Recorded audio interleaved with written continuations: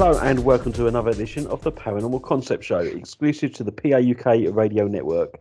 As always, I am your host Paul Rook, and we are joined in the studio by the stupendous Kerry Greenaway and Richard Clements.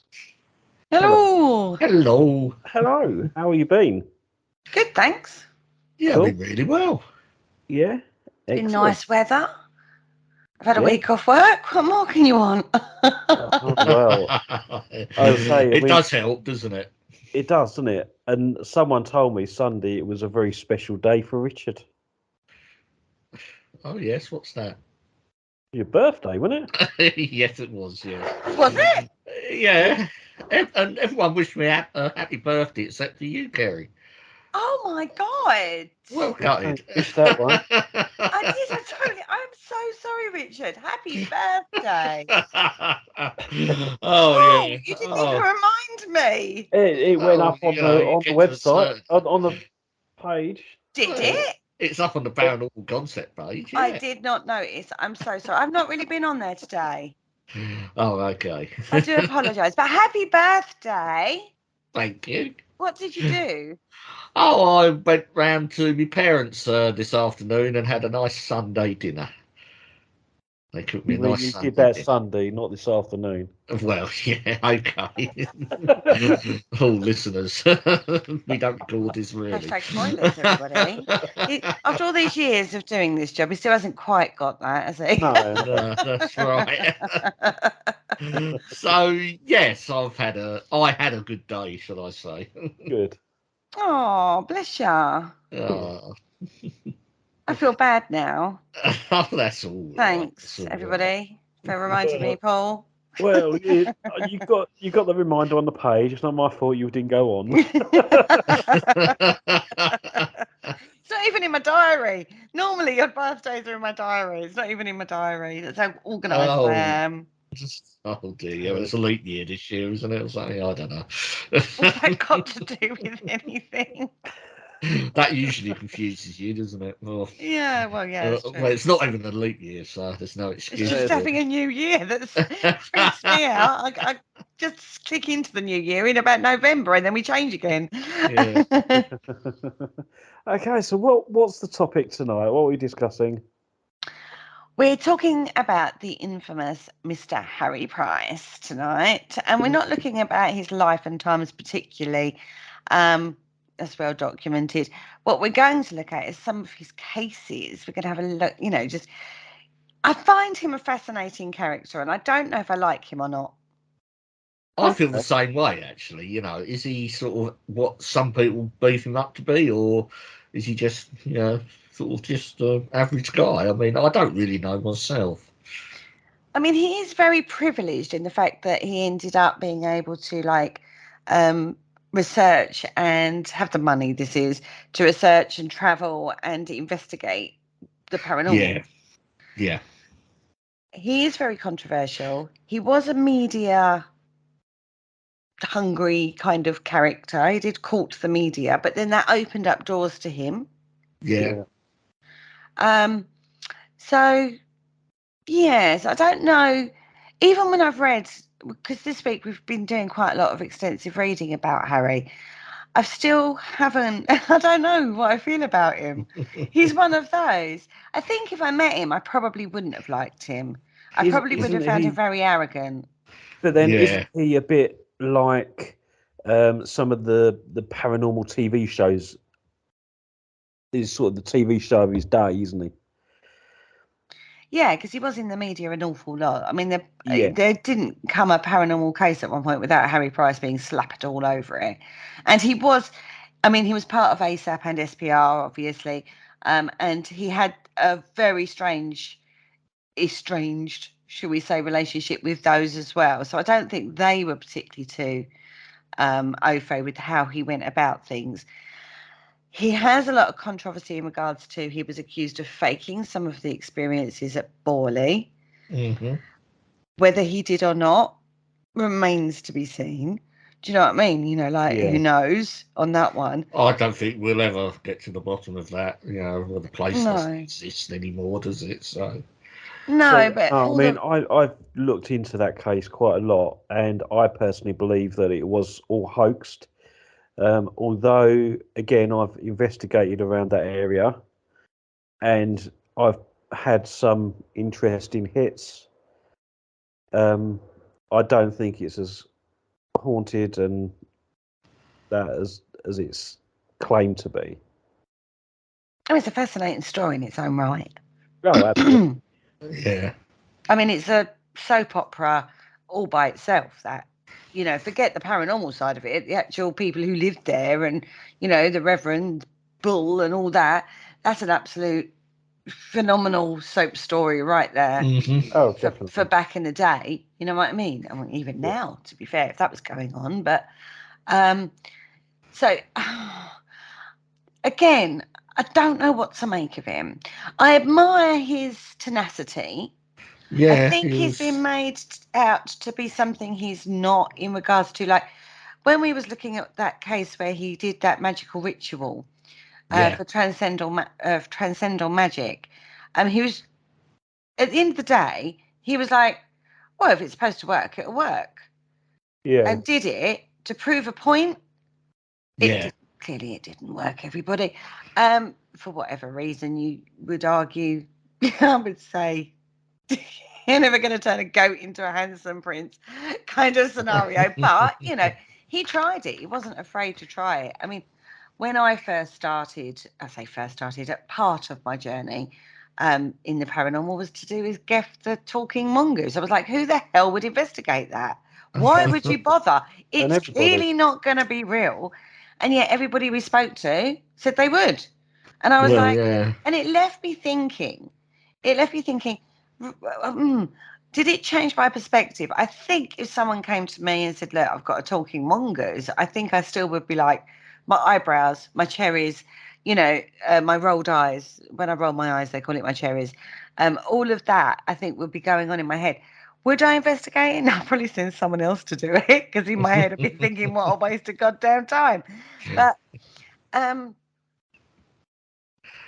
I can understand the principle of why you should investigate that, because you don't know. You may well find that they've got a talking mongoose. Yeah. Well, yeah. I mean, But in my head, my rational, logical side goes, really? I don't think so. Yeah, but it's always also curiosity, isn't it? It's like you've got a talking mongoose. Let's see it. Waste of time. It's never going to happen. So I still have that in me. When we talk about some of the things with Harry, I've got that in me. I'm going, really? Come on now. Oh my God, do you believe that? I mean, even like when I went to the book launch, didn't I, of The Enigma of Rosalie, which yeah. was, I mean, when I was reading that book, phenomenal piece of work, fantastically researched, got to say it. And actually, if you want to know about Harry Price, then you've got to check out the work of Mr. Eddie Brazil and Mr. Paul Adams. Their work to do with his cases is just incredible, and so thoroughly researched. But I kind of was thinking, if that was put in today's setting, you wouldn't get away with it. Yeah. You'd be called all the names under the sun and chased down the road with, you know, child protection agencies after you and stuff, you know, to be frank. So I think he's very much a man of his time, and could get away with, in the cultural acceptances of the time, things that happened then. I think you would never get that now. Yeah. You know, there's nobody, I would say, would do the work to investigate the talking mongoose. Nobody would do the work to set up the transcendental magic experiment. You know No. what I mean? And I think that's the point. I think everyone's busy running around chasing ghosts in the dark with their K2 meter and their, you know, spirit box, but they're not prepared to do the bones work, as it were. Yeah, I And think, he you did. know, at the moment we've got two types of paranormal enthusiasts. You've got the researchers and the investigators, but you've also got the ghost hunters, Mm. Yeah. and they want to do. I mean, you know, there's nothing wrong with it. Just go out, have a bit of fun, have your experiences, and go home again. But there's nothing wrong with that at all. No, I'm not saying there is. But you also got the other two sides, haven't you? You've got proving life after life. Yeah. That we go on, that there is something more when we die. But you've also got the other side of magic. Well, there's three sides then when you think about it, isn't it? Does magic work? Like magical ritual and that belief system kind of scenario. But then you've got the other one of psychic ability. And I'm not talking about mediumistic. I'm talking about being able to telekinetic, move things with your mind. So You know what I mean? Do mind reading. You say about magic, right? I just literally a couple of hours ago watched an episode of Doctor Who about the witch finder. And one of the lines in it was magic is only a science that you don't understand. Exactly. And I thought, do you know what? That's actually pretty much what you just said. So exactly. Excuse me, I've got a bit of frog going on. But yeah, no, funny enough, there's a frog in one of the other ones as well I watched. Oh dear, everybody, he's down the Doctor Who route. Yeah, where will this go is all I'm saying. Before we get any further, let's get this out on the table. The new Doctor Who has been released. Yes. And what's your feelings on the subject, Mr. Rook? I'm not going there. We'll have to wait and see how he acts it out, I think. maybe go with that. Yeah, absolutely. He might do a good job. We'll see. Because I remember everybody saying that about Matt Smith. And he first took it over. Who the hell is he? He's going to be awful. No one can follow David Tennant and all this. And he turned out to be one of the best doctors going. I still think the best Doctor is Patrick Troughton. Oh, God, that's so old school. So old school. Anyway, back on track. Back onto the Harry Price. So I think you've got like different... I know it all comes under the paranormal banner, but when we're looking at Harry Price, he's looking at, can you do any of this? So he's looking for proof of psychic ability. He's looking proof of mediumship. He's looking for proof of a spirit haunting. You know what I mean? Whatever he does, whatever avenue he goes down, he's looking for that scientifically, analytically minded proof.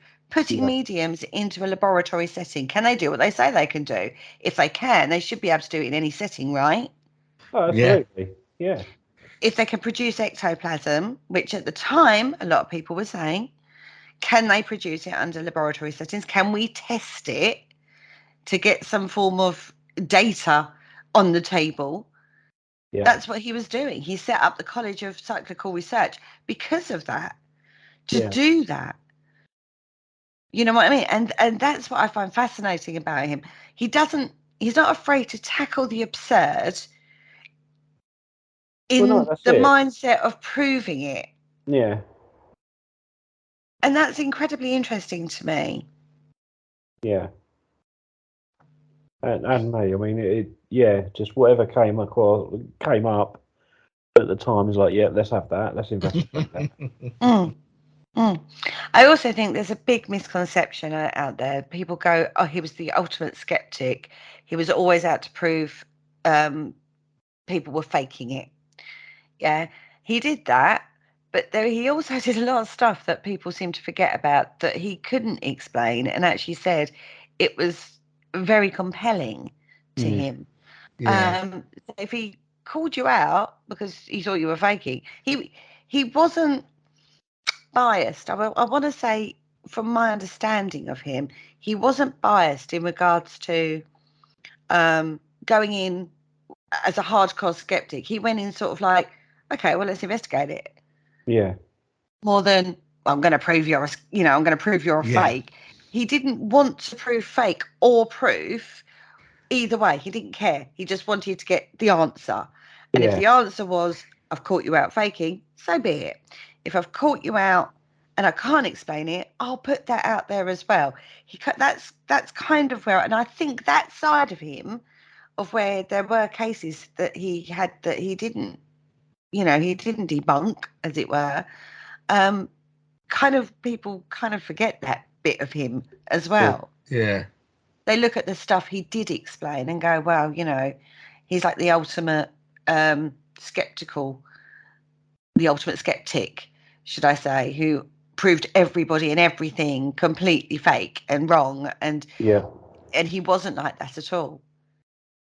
Is that a fair surmisation, boys? Yeah. Well, it Seems to me. sort of seems like that. I mean, he would give everyone a fair crack of the whip, I think, when he went to investigate or whatever it is he, sort of, In a thoroughly English way, I would say that as well.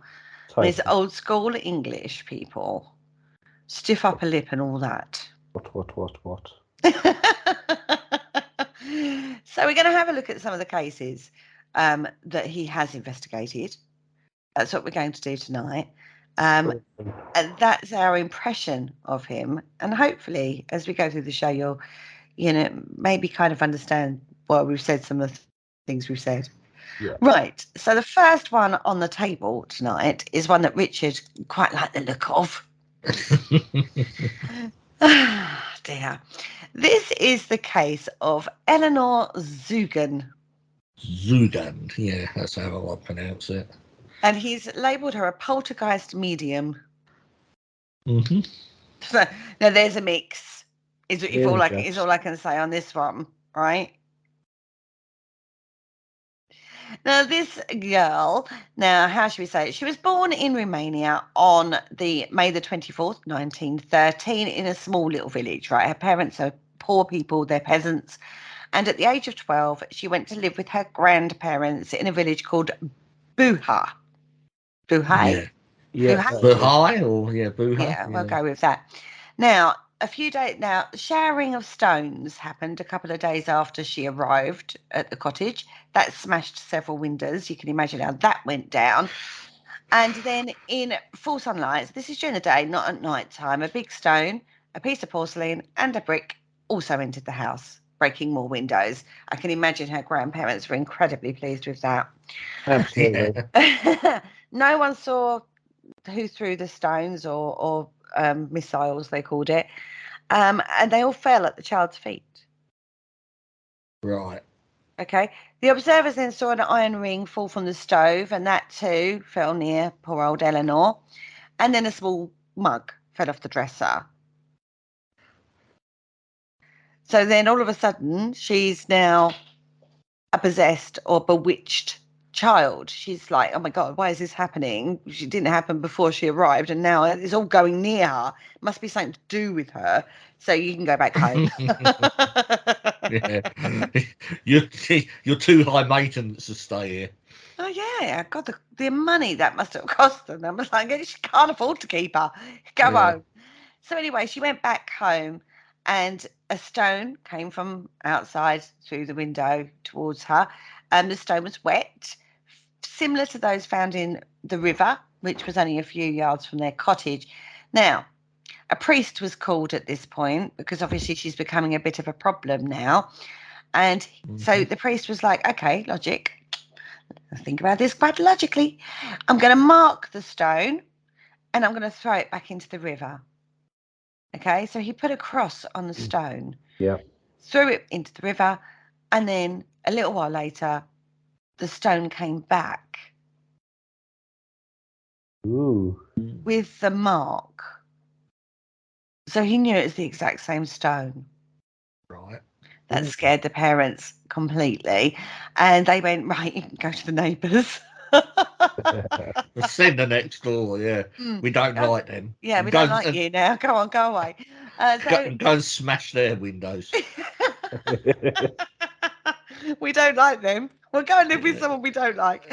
Right, so basically, the village there, because she's a small community, it's not a big community, and it's like when you've got like a small community or a small village, it's a community. Everyone knows each other's business, you're all involved with each other. Right, so the villagers now were starting to become more and more convinced that the devil, not Dracula, but the devil, was actually the cause of all the trouble, and linked to the girl because the manifestations of this phenomena are following the girl, poor thing. So they thought, right, okay, well, we don't want her in the village, so let's put her in an asylum. Okay. Right, so that's what they're talking about at this point. But they said, right, no, go back to your parents. This poor child. She's only young. She's only little at this point. She's only 12. You imagine psychologically the damage this is doing to Well, her. yeah. So anyway, they sent her home, and the following day, large potatoes came from under the bed and fell violently upon her father's shoulders. Well, hardly surprising if it's coming from her. She's going to be pretty annoyed at her father at this point, right? Yeah. Would have thought so. So he said, right, we're taking you to a priest. And then the next day, he and 14 other peasants took Eleanor to the old priest, right? His name was Macarescu.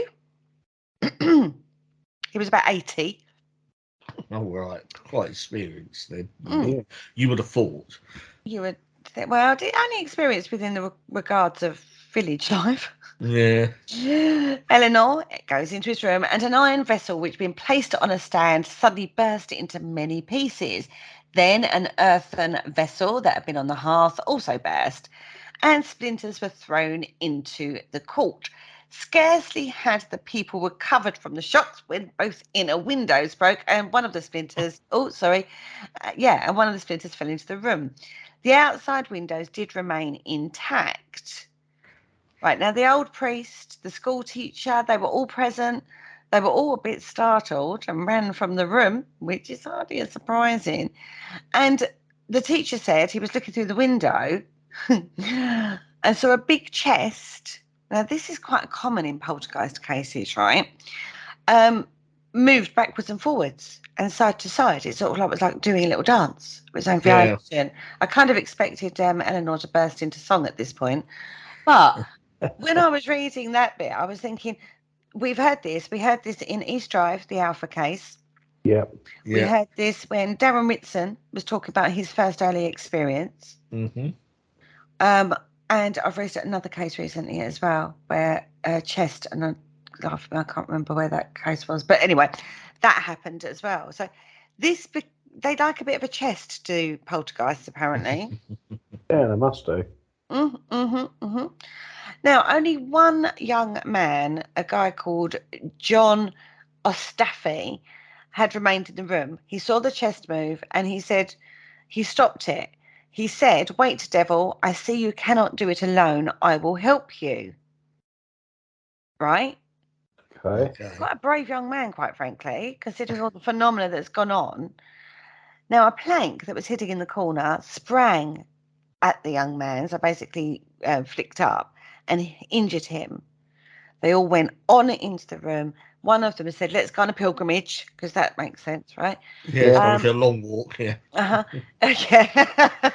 You go on a long walk and wreak havoc as you go to St. John's at the convent of Suxava. Mm-hmm. Okay. And basically, they're now talking about pilgrimages and the saint will help us and all of this going on. And a stone was thrown against a picture of the saint that was hung on the wall, destroyed the picture and remained lodged in the wall. So this is quite extreme phenomena.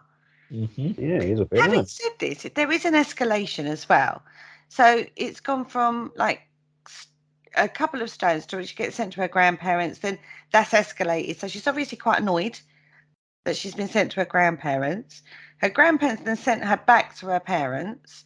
So she's annoyed with her parents. So we then get the river stone. They then send her to her neighbours. They then send her back to her parents. This girl has got anxiety, resentment, anger, and it's building, isn't it? And now we're at this priest's house and they're saying that she's possessed by the devil, for God's sake. She's peaking with her anger, I feel. And we have an escalation, don't we? We've got iron pots and earthenware pots and planks flying around and chests doing a dance across the room, stones hitting the saint that's on the wall. That's a huge escalation there. And if you look at the child's mental state, Eleanor's state of mind at this time, it doesn't surprise me. Yeah. I mean, they're just, if anything, they're just making the situation worse. Yeah, well, yeah, but I suppose it's not one of those where we go, oh, they're there. It's not going to like. Yeah. These are superstitious religious people, remember? Oh, yeah, Romania, yeah. I can well imagine. Yeah. So they all run out the room again. They're all scared again. So the teacher, teacher's still in the room. He sits on a bench and there was a can of water. This can of water apparently levitated 18 inches, described half a circle, i.e. like turned half a circle, and came down on the other end of the bench without spilling a drop of water. So the peasants freak out completely. They beg the priest to hold a mass, cast the devil out that was supposed to be in possession of Eleanor, and thought that would be enough. Yeah. I can see Clearly why it they wasn't. think that's enough. It wasn't, because it happened, wasn't successful, and the phenomena grew more and more violent after that. The pilgrimage, that wasn't successful either. So the girl was sent to the convent of Gorovay in Talpa. Right. Now, something was supposed to have happened there. The priests said all the masses for her. She was exorcised of the demon, as you do. She was examined by psychiatrists. She was experimented with. She was hypnotized. The phenomena was still happening. The University of Zenowitz became interested. They didn't do anything, but they were interested, right? And then basically the case got into the press. Okay. Which it kind of would, wouldn't it? Well, eventually, yeah. I mean, where else can you go with it? Exactly. I'm not surprised the university didn't actually do anything. I think they would have made it they would have seen it as an interesting case study, not something they had to solve, if that makes sense. Yeah, no, that makes sense. So I can understand why they didn't do anything, but all the other superstitious methods, and like the religious side of things, none of that's done any good. Right. So Fritz Grundwald, he was a Berlin engineer and psychical researcher, became interested in the girl. And obviously there was a lot of information going on in the press about it. Again, you had this certain press saying it was all a fraud. Others were saying that Eleanor was mad. Some of the newspapers that investigated it for themselves said it was genuine. Oh, God. The girl was declared insane and incarcerated in a local asylum on the back of all of this. And basically, she was sort of like treated like you would have, if you think about witchcraft, put them in a dark room and forget about her kind of scenario. Yeah. Hope it goes away. Well, this is where Fritz comes into the equation. He basically went and investigated every place that Eleanor had stayed, just first case accounts, talking to people, trying to find out what was going on and stuff. He interviewed hundreds of people that had witnessed some of this phenomena, saw some of the phenomena for himself, and was convinced that a thorough and scientific investigation was needed. So he persuaded Eleanor's father to release her from the asylum and took possession of the girl. Now, when we say took possession of the girl, we're not talking as in a slave. We're talking about as in a ward, becomes a ward of. You get a ward of the child, yeah. Yeah. So he returned to the convent of Gorovay, where he observed her for 3 weeks. Everything that had been said before about her, he witnessed. Right. Okay.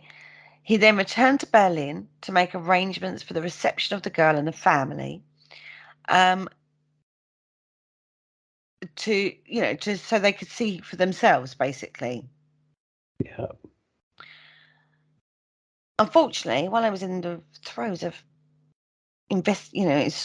sorting this out, arranging, that's the word I'm searching for, arranging this, he died. All right. Oh, typical. Drop down dead. Yeah, He don't even like see it through. Do you know what I mean? That's disgusting. I thought it was very rude of him, quite frankly. I do, Bad absolutely. timing. Now, he lived by himself. He lived alone. And his body lay in the hall of his flat for 12 days before it was discovered. Oh, dear. Oh, nice. Smelly. But So that was funky, wasn't it? I bet it was. Unfortunately for Eleanor, this leaves her in a bit of a problem now, doesn't it? Because that was he'd taken her on. So she was again left to the villagers. Yeah. Right. Until a Countess Wasilko-Sadecki.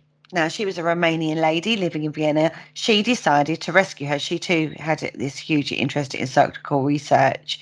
So Eleanor goes to Vienna. This is now 1925. Now, she was paraded before lots of scientists and physicists, and her phenomena was just still there, growing stronger. Right. Now, Professor Hans Thering, who is a distinguished physicist of Vienna University, was especially interested, is what it says here. This is in Harry Price's own words, by the way, I'm reading this from. Wrote to Harry to say, I've got this girl, she's a really interesting girl, you've got to see her, kind of scenario. Now, he had already received Grundwald's report, yeah? Fritz, who died, he'd already received that report, so he knew the case. And so when Dr. Thering invited Harry to go and investigate the girl, that was it. He was off. He was also due to give a talk on psychical research at the university as well. So two, two stones, whatever that's saying. Yeah. Kill two birds with one stone. Thank you, Richard. I knew I'd get there eventually in my brain, or you would. He then arrived in Vienna on 1926, and he began his observational periods, is what he calls it, the next day. She was Eleanor, was in the Countess's flat in that lovely place, which I'm going to attempt. Joseph Strauss. Yep, that sounds right. Strasse, yeah, Joseph Strasse. It's like a street, isn't it? Yeah. In German. And he went about his business of arranging tests and stuff. So he utilised the bedroom study for his experiments. Now, this room was divided by a matchboard partition. It's about 6 feet high. It's got an opening at one end for communication between the two divisions, a pair of French windows leading to a balcony that overlooks a garden, and gives plenty of light, right? Right. Yeah. So that's like the setting of where he was doing it. Now, he examined the room very carefully. Now, this is one thing I will say about Harry. He did check out the room. Yeah. He is looking for anything that you could do to cause tricks and stuff like that. He would fine-tooth comb jobby. Okay. He then writes a plan of where everything is in the room. Yeah. And then he begins his examination, we'll go with. Yeah. Now, he found Eleanor to be intelligent, well-developed, bright girl with a sunny disposition, considering what she's been through. That in itself was a feat. She was nearly 13 years old. She was physically strong and healthy, but she was quite young mentally. So mentally, he put her at about the age of 8. Oh, right. Okay, she was shy. She had an extreme fondness for simple toys. Her simple games and childish ways is how he put it. But she could read and write really well and could even draw. Right. She was 5 feet tall, weighed 123 pounds. Now, the Countess and himself seated themselves on a couch and just watched Eleanor play with a toy. It was just a spring gun that projected a celluloid-like ping-pong ball, and then it got caught in a sort of conical wire basket. I think we have all seen those. Yeah. Yeah, I know. Yeah. Yeah. I think I played with one myself when I was a child. As they watched, the ball came to pieces, right? It fell into 2 parts. Okay. The girl went to the Countess and asked her to mend it. So they did. So the hostess, the Countess, examined the join, and it's like a steel stiletto with a handle used for opening letters. The whole thing's about 2 inches long, yeah, shot across the room from behind him and fell against the closed door while this is going on. So there's a frustration there, isn't it? She's playing with this toy, it breaks. She asks somebody to fix it. While they're looking at it, you've then got this, I would imagine it's like a letter opener type blade. Yeah, it goes flying across the room. So it's almost like while she was happy and distracted, it was fun. Everything was fine. But the minute she had an emotional response, like she got frustrated, then we had a phenomena. Yeah. Paper knife. That's the word I'm searching for there. Right. Yeah.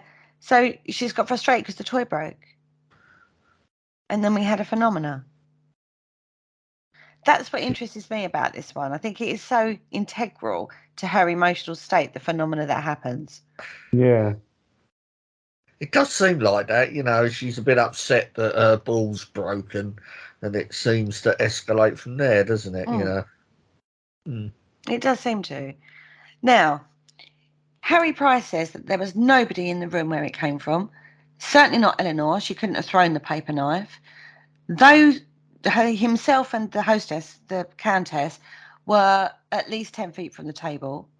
He had them both in full view. Eleanor had one half of the ball in her right hand, the gun in her left. The Countess had the other half of the ball in her hand, and he was watching them both.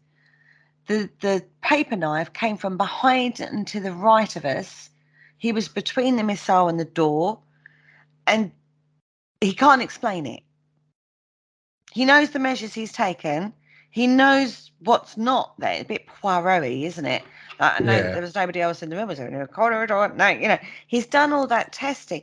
And then it happens in front of his. I can't explain that. You have to take my word for it. They were where I said, telling you they are, but that's what happened. He saw many other manifestations of phenomena while he spent his days in Vienna. Amongst them, a small mirror over the partition from the bedroom side came over there. A metal cap followed the mirror. A large black cloth dog that Eleanor used to cuddle shot from the study side of the room over the partition and fell onto the coal scuttle near the bed. There's so much. Cushions moving and sliding off the chair onto the floor when no one was near it.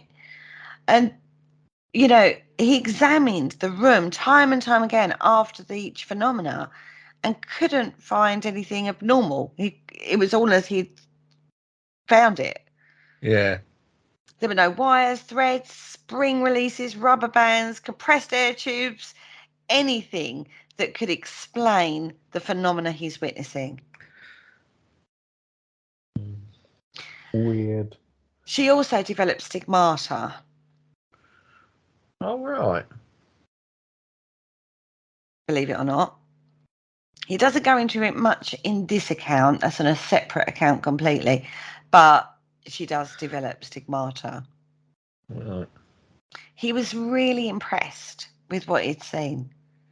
So he decided to import both the poltergeist girl is what he called her, and the benefactress, the Countess, to come to London, because he wanted to have a look at it in a different setting now that they both accepted his invitation. Right. They arrived in September the 30th in 1926. And basically, a number of phenomena had been witnessed on the long journey from Vienna. So by the time they got to London, they were very glad. A trail of destruction from Vienna to London. and you can imagine it, can't you? Oh, dearie me. Yeah. Must have been an expensive trip. So I've been on the train with that girl. Oh, dear. Or the boat. You'd be like, God, don't sink it, please. Oh dear. Now she is 13 years of age. She has no sign of her lady developments yet. Right. Okay. I don't know if that's relevant or not, but it clearly was, because they did say that poltergeist phenomena is usually aimed at or manifested towards a young girl, right? Yeah. Now, the first phenomena was a silver finger ring that suddenly went missing from Eleanor's dressing table. This was on the first night of their arrival. And basically that came out of nowhere when she was playing with a little terrier dog that used to visit the laboratory. And so it just appeared out of nowhere. So we're now getting aports. Yeah. Now, he involves the press. Of course he does. 2 or 3 press representatives came to see me, and they brought to Eleanor a large package of toys, right? A wonderful clockwork black cat with eyes that spat fire, a fit plaything for a Dracula, for Satan, they thought. Right. But she was absolutely enthralled with this toy. She loved it, right? She was playing, interested to see how it works. She wound it up, placed the cat on the floor. She just was totally enthralled. Mm. Now, while she was doing this, something fell upon her head and dropped to the floor. He picked up the object and saw it was an L-shaped piece of metal enamelled in white. Okay? So he thought it was to do with one of the toys. Okay? Yeah. But it turned out to be obvious that it was actually a sign. So like you'd put it on a notice board or something. And basically in the centre, in the place that the laboratory was, there'd been a notice board on the ground floor that had similar letters, and they were magnetic, so they could put them on the board and, you know, write out things that needed to be done and stuff like that. But it was on the ground floor, so he thought, oh, that's where it's come from. So he went down to see if this was the case. They had an L missing, and the lady typist informed us that the letter on the notice board was in its position and none were missing. So they're like, oh, okay. It was right. There's nothing missing on the notice board. So they had a look at stock, because with these things, you don't get just like one of each letter. You get like several of A's and 3 or 4 B's and, you know, that sort of thing. They had 6 specimens of each letter that was supplied, and it was sold with the notice board. It only arrived the day before. And so they checked and they found one missing, and the missing piece was the L. Right. I know, right? Spooky. How it got to the laboratory is the interesting bit, because the unused letters, which is where it's come from, were kept in a box in a safe place. It's one of those, we'll put it we'll put them here, it's a safe place near the board and whatnot. Now, bearing in mind, this has only arrived the day before.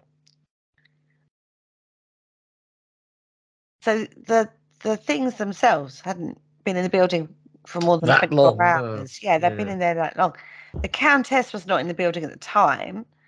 So there's only like 1 or 2 people knew where the excess letters were kept at this point, because it's such a new thing.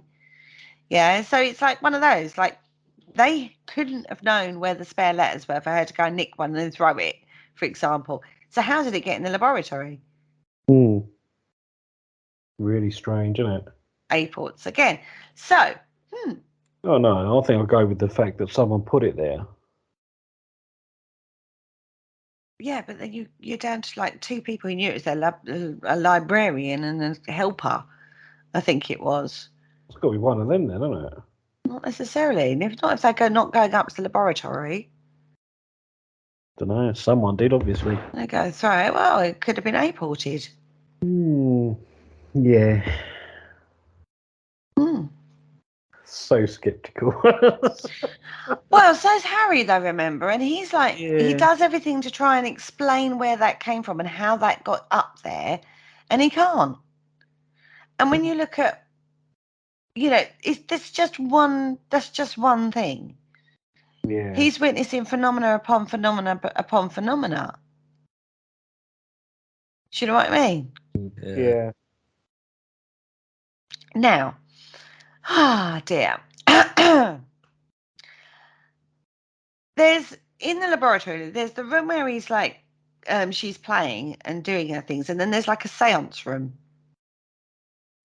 Okay, so she doesn't go into the seance room at all. she's in the outer room, sort of with her playing with her Clockwork Cat that she's been given. And he thought, right, I'm going to be using it in the afternoon for observational periods, so I'm going to go into the science room and get that ready. Whilst she's in the other room playing with her cat, the Clockwork Cat this is. So he's gone in now, and they've put a load of coins in there. They've set out a load of coins, low values, marked and placed around the room.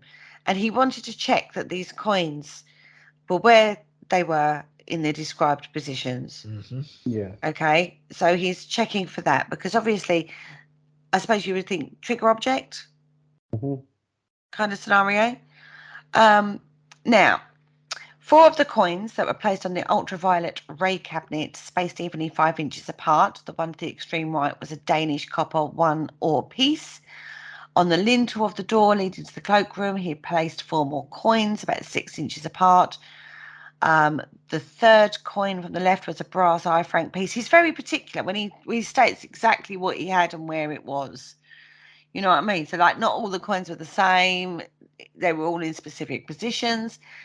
Eleanor is still playing with the cat in the passage, the whole length of which he could see through the open door. At exactly 2:30, he heard a coin drop in the seance room. He looked at Eleanor. She looked up at the same time. She said, "Dracu." Right. He rose from his seat and entered the seance room and checked the coins once more. Found that the 1-ore piece from the front right row on the ultraviolet cabinet was missing. The ones on the lintel of the door had not been touched. 2 minutes, Eleanor found the coin not far from the curtained cabinet. The cabinet he used for when he was doing ectoplasm and what do they call it? Mediumship. Phenomena.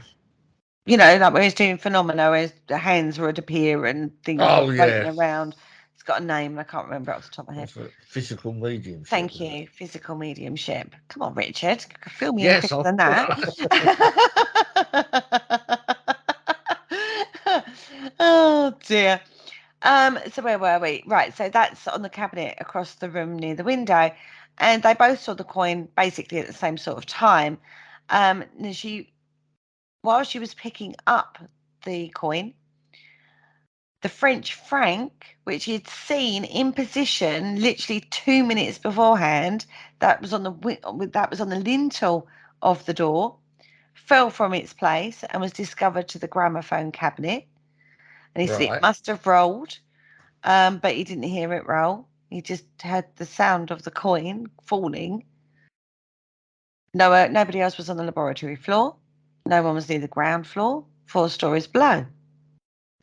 So it's like, what the hell is going on? I've now got coins moving. I've just checked them, for God's sakes. I know they're not in a position where they can fall either. They're like pushed hard against the wall. There's a gap before it gets to the edge. They're not like teetering on the edge where they would have naturally fallen off through a vibration. Yeah. And if that was the case, then they would have all fallen off, not just one. And they're appearing in places that are far from where a coin would fall if it was following the laws of gravity. They're in like a different room. Do you see what I mean? Yeah. Yeah. So he's saying that this is like telekinetic phenomena. And he's saying that it surrounds Eleanor. And he's absolutely satisfied that nobody has done it, that it is phenomena. Yeah. Okay. Do you know what I mean? Mm-hmm. Yeah. He said there is no way it could have been done through like mechanical means or anything like that. He saw so much phenomena under scientific conditions through Eleanor's stay in London. It caused fantastic interest. Scientists and many other people who attended for observational periods. I mean, he lists the people that were there. He even included people like from a London mental asylum and places like that. He really did. He said if poltergeist phenomena were interesting, her stigmata was equally puzzling, but they deserve, like the stigmata he talks about in a different chapter. Now, he is absolutely convinced it comes from Eleanor. Right. And he absolutely is convinced it wasn't fake. Okay. Considering we know how thorough he could be, it's an interesting one, isn't it? Mm-hmm. He can't explain it. Mm. And that to me is the enigma, if you want to, let's use that word, the enigma of Harry Price. You know, he can't explain it. No. He cannot explain what she does or how she does it. And that's why he called it the poltergeist.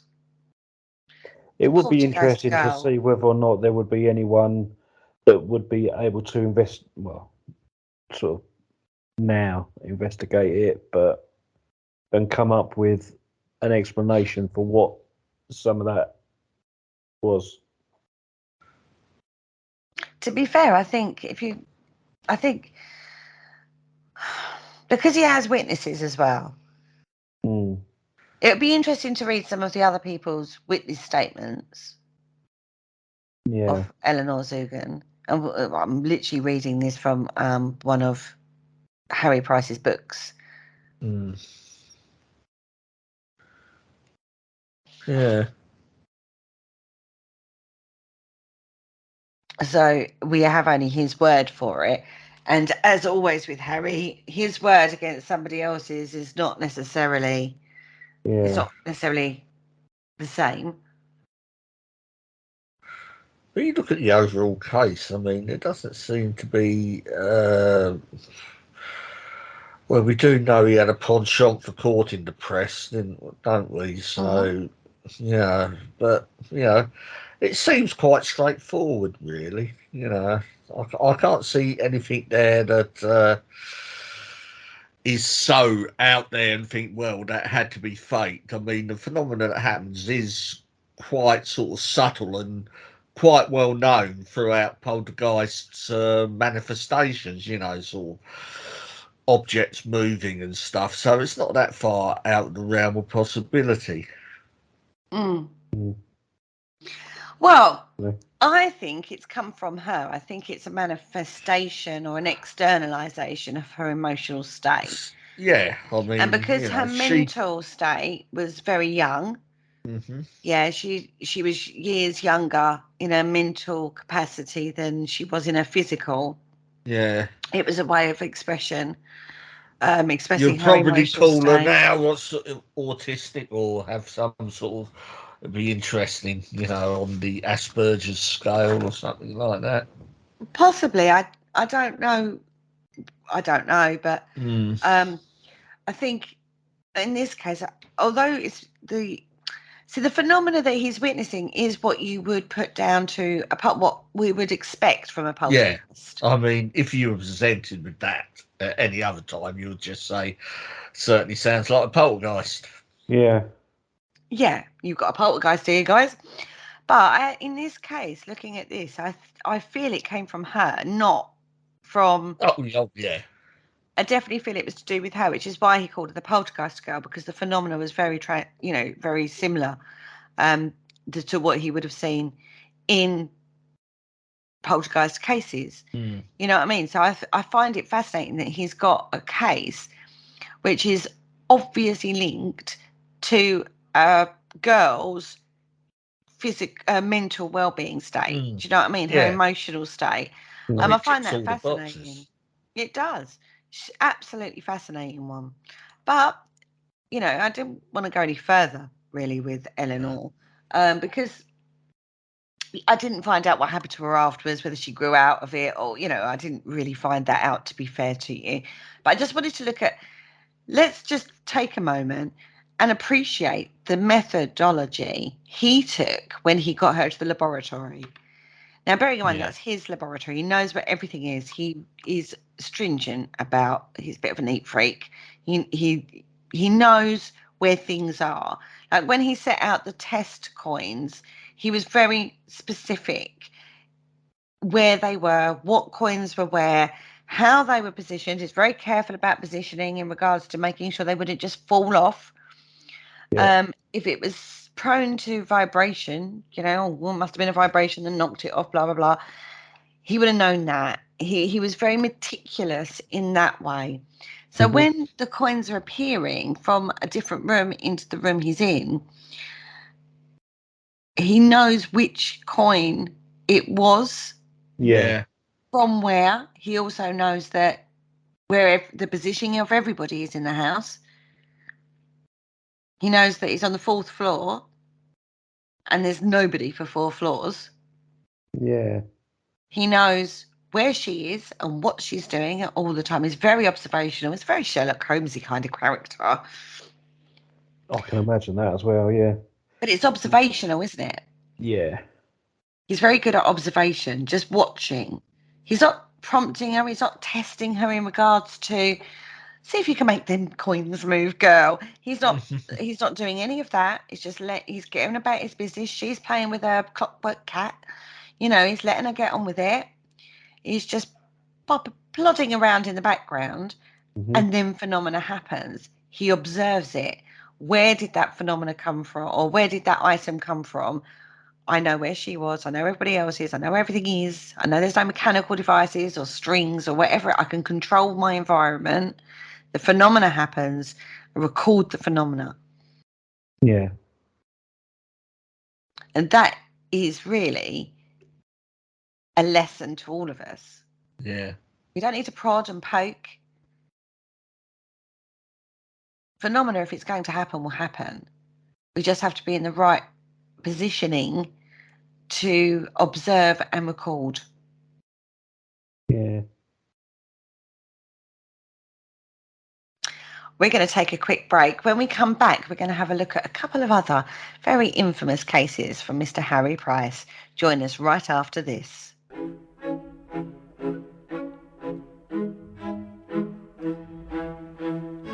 Hello, Harry Price here. If there's nothing me and my friends enjoy more here on the other side, it is to sit back and relax and listen to the Paranormal Concept Show, right here on the PAUK radio network. Broadcasting a plethora of interesting and informative content for all your paranormal needs. Find them across social media to keep up to date with forthcoming shows and all their other adventures. Hello, is there anybody there? Welcome back to the Paranormal Concept Show, exclusive to the Paranormal UK radio network. And tonight we are looking at all things Harry Price. We're looking at a few of his cases and trying to work out the man behind the myth, really, from looking at how he looks and writes about some of the cases he's been on. Their main source of information is actually a website. It's www.harryprice.co.uk. And we have to thank Mr. Eddie Brazil and Mr. Paul Adams for compiling all the information into one place for us to find it, right, guys? Made life a lot easier, didn't it? Certainly made life a lot easier. And they're friends of ours and we love them dearly. Is all we're going to say. So thank you guys for doing this for us. I say doing it for us. It's done it for everybody because you can go and look for these yourself. A lot more other cases all to do with Harry Price is over there, and books are available as well to buy, which I would recommend anything from those two guys for you to read. So the next case on the table is now this is one. Not so long ago, beginning of lockdown really, there were rumours and information coming through about a podcast, a very extremely popular podcast by Danny Robbins called the Battersea Poltergeist. Yep. Yeah? Yeah. There was. So I didn't know this case at all. Didn't really know anything about it. And then when we were talking about Harry, the Battersea Poltergeist came up. I was like, oh, I'm all over it. Find out about the case. Didn't know that Harry Price had investigated it. And then found out that they're they're completely separate. They're not linked at all. No. Totally separate cases. Harry Price. So it's good job you done your due diligence. Well, yeah, really, because I could have got down a right little mucky puddle on this one. Because there are two. What's interesting to me, though, about this is that the case we're going to talk about is the one that Harry Price looked at in 1928. Right, the one that's hit the media recently happened in 1956, ongoing for a lot of years, but mainly 1956 onwards. But Harry Price investigated a case, a poltergeist case, in Battersea, called it the Battersea Poltergeist, right? Yeah. And then 30 years later, literally round the corner, it's two completely separate locations. We have a very similar phenomena going on in Battersea. Yeah. And since then, allegedly, I don't know, and I'm sure this is an ongoing project for Danny, other witnesses or other people have come forward saying they've had poltergeist phenomena in that area as well. Now, that in itself raises questions for me. Mate. What's going on in the Battersea area for all these little Absolutely. poltergeist phenomena to be occurring over a span of nigh on 100 years? Absolutely. You know, it could be something quite spooky. Or it could be something in the water at Battersea. Yeah. Who knows? Who knows? But let's have a look at the Harry Price case. Battersea could just be a big portal. It could be. I don't know. Yeah, centering around the old power station. Yes, I can just see it now. I will reiterate, this happened in 1928 when he investigated this particular one. And it happens in a house in Eland Road, which is Lavender Hill, Battersea. It's a working class district of London, nothing out the ordinary there, nothing of interest. It's not a tourist area. It's just a typical working class district of London. Okay. It's a basically 2 up, 2 down kind of house. It's a house that has a lodger. It has Mr. Henry Robinson. He's an invalid of 86 years of age, should I say. He had lived in that house for 25 years. Then there's Mr. Robinson Senior. His 27-year-old son, Frederick. His 3 daughters are there. There's a widow who has a 14-year-old son, Peter, there as well. Okay, there's quite a few people in this house, but then that's not abnormal for this type of, around this age, in era, should I say, 1928, because you made money where you could, and renting a room out gave you some money, right? Yeah, definitely. It's a 2-story building, small front garden at the front and back. It's one of those where it's you've got like the kitchen and scullery at the back of the house. It's that kind of thing. Typical London small abode. Okay.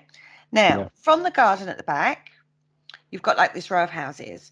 And then from the gardens, it backs onto another lot of gardens with another row of houses. This is quite typical. Okay, so your gardens are backing on to 2 rows of houses. Yeah. Okay. Now, in the house opposite from the garden, there's a house that's got, they call it an asylum, a private asylum. And the people in the asylum are people that have survived the war and are suffering from shell shock. Oh, right. Okay. So that's sort of... Shell shock is now known as PTSD. Yeah, of an extreme level. Yeah, absolutely. You think when they it's come back the from the war. the same thing. It's just obviously back then they didn't really understand it that much.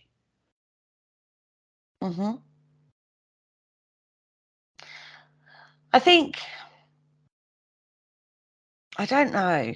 I think PTSD is a term that's being bandied around quite an awful lot, isn't it, these days? Yeah, I think obviously PTSD is something that you go through, sort of a major trauma, and it has that effect on you. Has a trigger, doesn't it? Yeah, and obviously shell shock is the same thing. You've gone through a major trauma.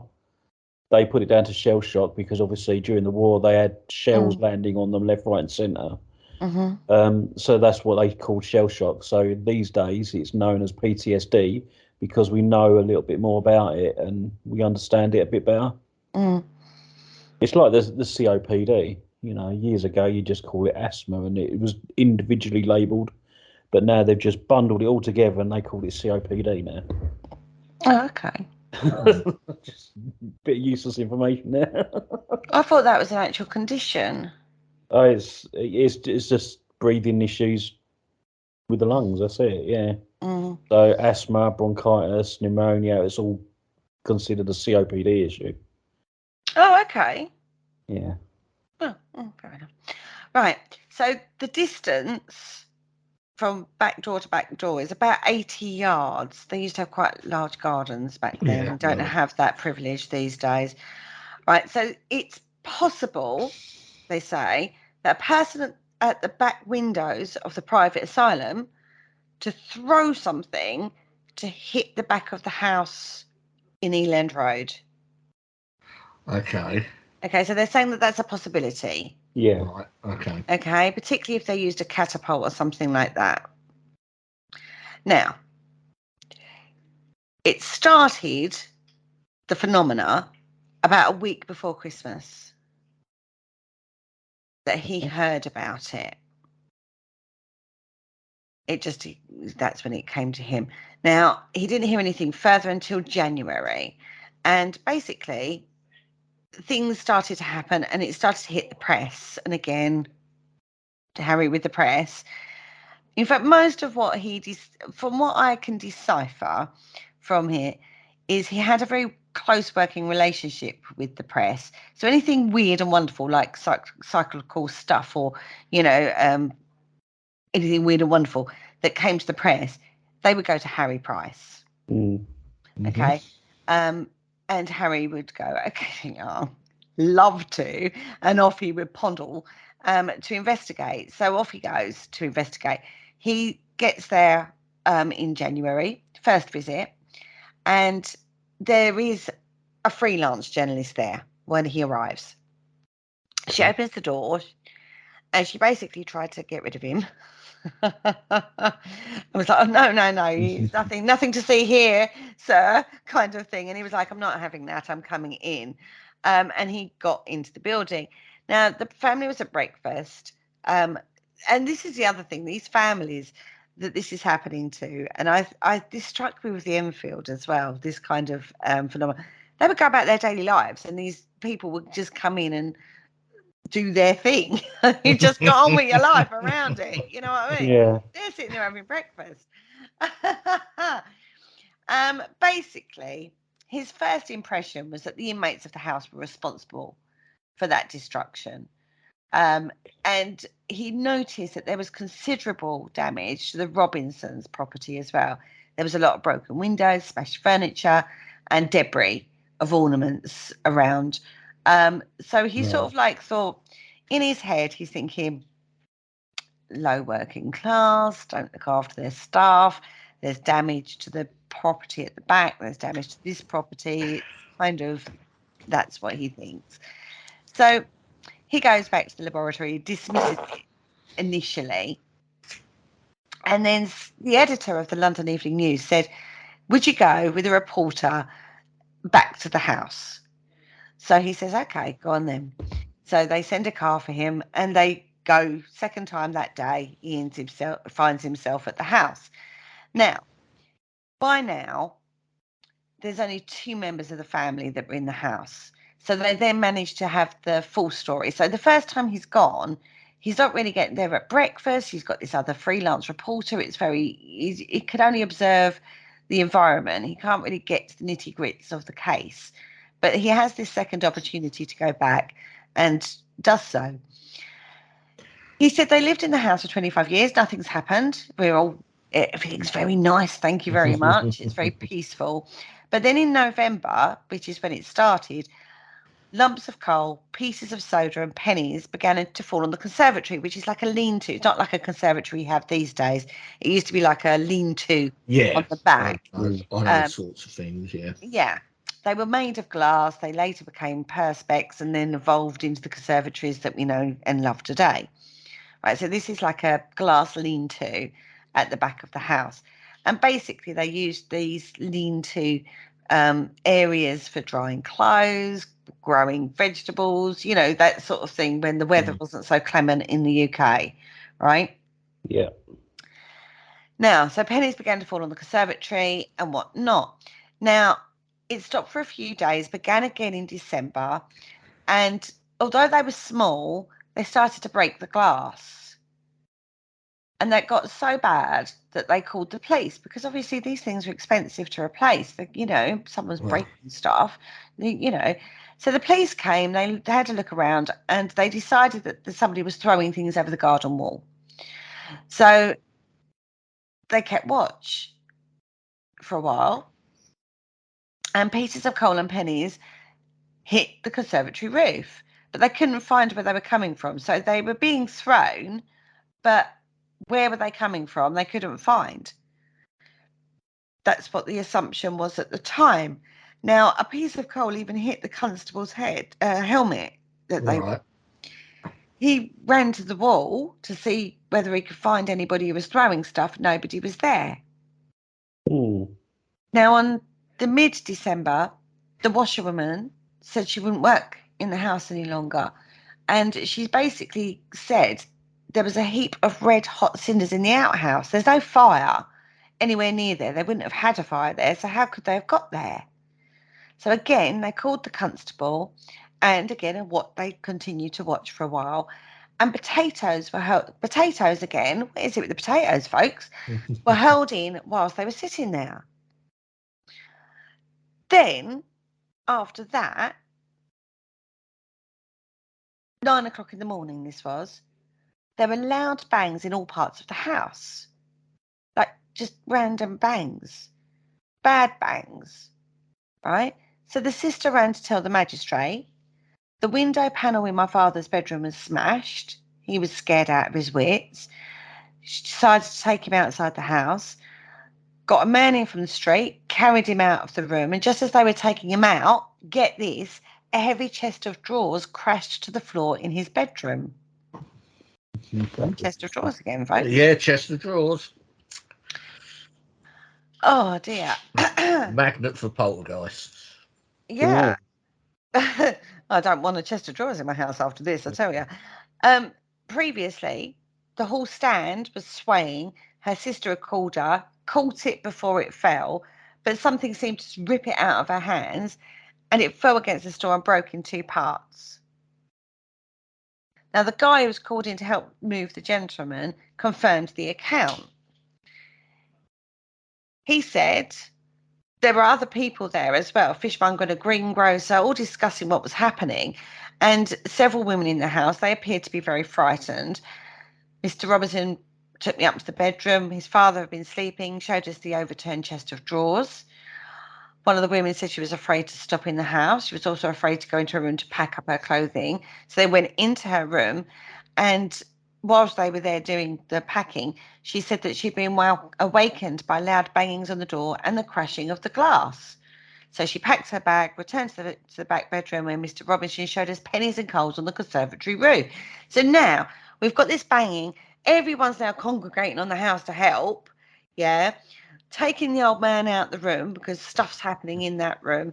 And whilst this is going on, everybody's sort of like going, yeah, and we've had this go on the conservatory roof, and we've had this happen, we've had that happen, and it's, oh my God, let's go, I don't want to stay here anymore, kind of scenario. So we're now like talking about quite a high emotional state going on, because whilst all this is going, from another bedroom, there was another great big crash. The women screamed, as us girls do tend to do, and another chest of drawers was lying on the floor.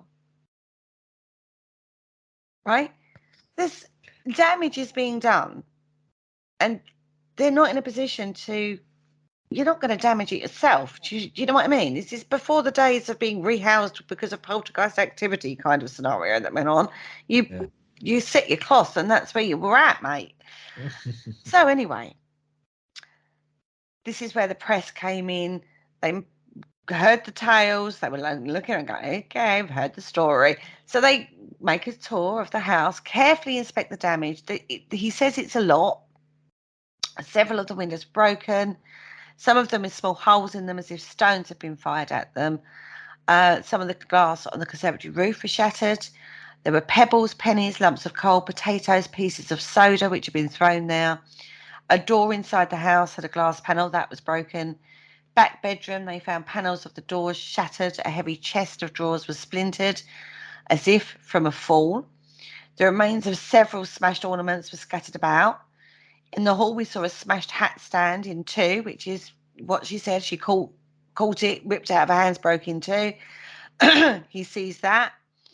And there were two broken bedroom doors, a tea tray with one of the sides ripped off, pictures that had fallen to the ground, and in the garden were lumps of soda coal, all the other things that he talked about. And they pointed out the two windows from the neighbouring houses had also received missiles, we'll say. Looked like they'd been shot from a catapult. So some of it is definitely that, I would say. Yeah. Okay. But it doesn't explain it all. No, it doesn't, does it? It's an interesting one. So they're in the kitchen. There's 4 people there. That's it. Nobody else is in the house. They were just about to leave when a hard object falls with a thwack in the passage at the back of us. There's nobody out there. They're all in one room. They're getting ready to leave. They've done their investigation. Now, the kitchen is connected with the scullery by a short passage. Okay, and the scullery leads directly to the garden by a door which they've just closed. So they then went into that passage and they found a metal ferrocerium gas lighter with a wooden handle, about 8 inches. It was lying midway between the kitchen and the scullery. He said undoubtedly it was projected from behind us, apparently struck the wall. They immediately went out into the garden. No one's visible. Mrs. Robinson said that the gas lighter itself was always kept on the gas stove in the scullery. There was no one in the scullery. There was no one in the garden, no one in the passage when the lighter was thrown or fell.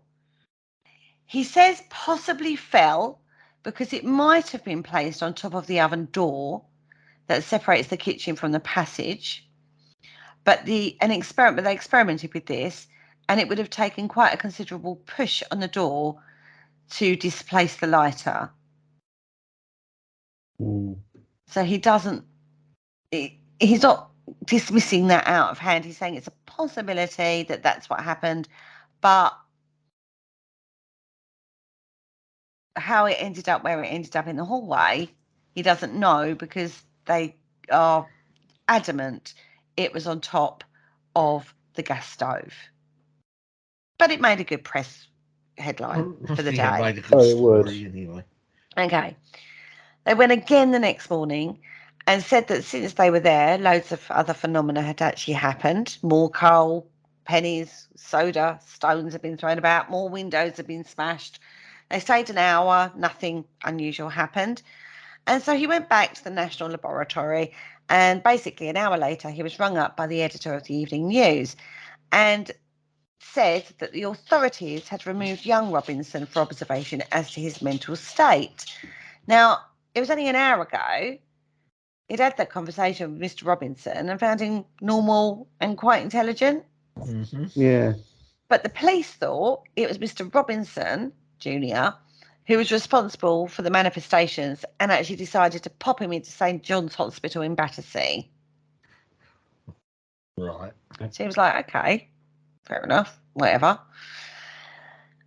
He went back to the house on the Monday afternoon, had a long conversation with Mrs. Perkins, the widowed sister, and again, the Evening News was with him. They went over the house again. Now, Mr. Robinson's not in the house at all. It's made no difference to the phenomena still happening. And Mrs. Perkins said that the whole weekend had been violent and varied. Again, the usual pieces of coal, coins, soda, all of that had gone on. There was great activity amongst the furniture, apparently. Chairs marched down the hall in single file.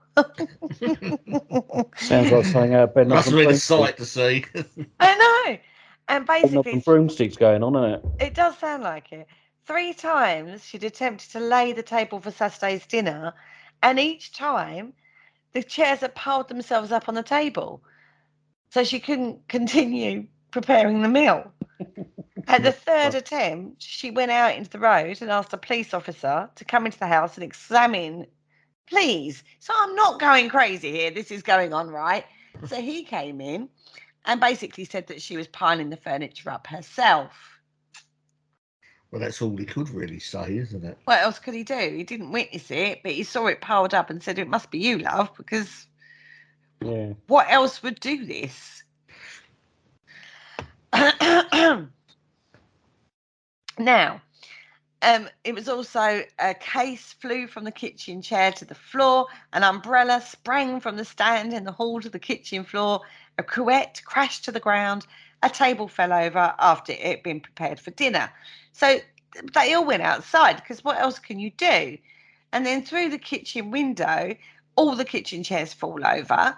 They went upstairs, found more stones on the roof, and basically even furniture that seems too heavy to pick up is moved. Yeah. Right. So there's, even though they've taken the younger Mr. Frederick Robinson out of the house, the phenomenon is still happening. So it's not nothing to do with him, basically. Mm-hmm. Right. Now, you've got children in there. You've got the 14-year-old boy. You've got the women. Everyone's frightened. They're scared. He doesn't want to sit on anything in case it moves. He got sent to the country so he could recuperate. That's the young kid. And basically, they did another examination of the house. It was much the same state as what they'd left it on the Friday. Into the kitchen, they were chatting again when there was a sound of another heavy object that had fallen behind us. In the kitchen, but near the passage leading to the scullery, the door of which was shut. It sounded like a heavy boot, right? So he began to look for an article. He saw something dark under a chair in the corner. He found it was a pair of ladies' black shoes. And when he brought them out, inside one of the shoes was a small bronze ornament in the form of a cherub that weighed about 4 ounces. Now, the ladies were like, oh, my God, how did that happen? Kind of scenario went on. And they found that the ornament was actually missing from the mantelpiece in the front sitting room. Mm. Now, they are adamant, again, that that's where it sat for 25 years and hadn't been moved. So he did another search of the kitchen and couldn't discover anything else that could have fallen. And if the bronze ornament really came from the next room, it must have made 2 right angles and travelled over their heads. Right? He says it's conceivable that the ornament might have been thrown on one of the women, but he was with them and didn't see any suspicious movements on their part. When he picked it up, it felt quite cold. Whereas if it had been held in a hand or in a skirt or, it would have retained some of the heat. Mm-hmm. So he searched the house again and was satisfied that they were the only occupants. So they said, right, we're going to spend the night in the house. So the next day, he informed the Eland Road house that he wanted to stay the night and see what was driving them to distraction. So everybody was away. You've got the 2 male members away. One daughter was ill, and the little boy is dispatched to the country. So the 2 remaining sisters are there.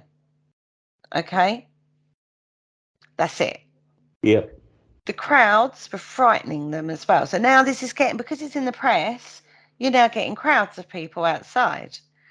Well, you would. You'd get ghost enthusiasts, wouldn't you? By the end of it, a mounted police was necessary to keep order outside the house. Yeah. Watching, waiting, wanting the thrill of, I don't know, glass being broken or something. And on the Saturday evening, there were actual hooligans that threatened to break into the house if they were not permitted to investigate for themselves. Right. And as he was leaving on the Monday, a burly ruffian with a Russian accent accosted him and asked if he could mind the place for me. He would have looked and felt much more at home with a vodka bar in Minsk. He declined his services. I love that.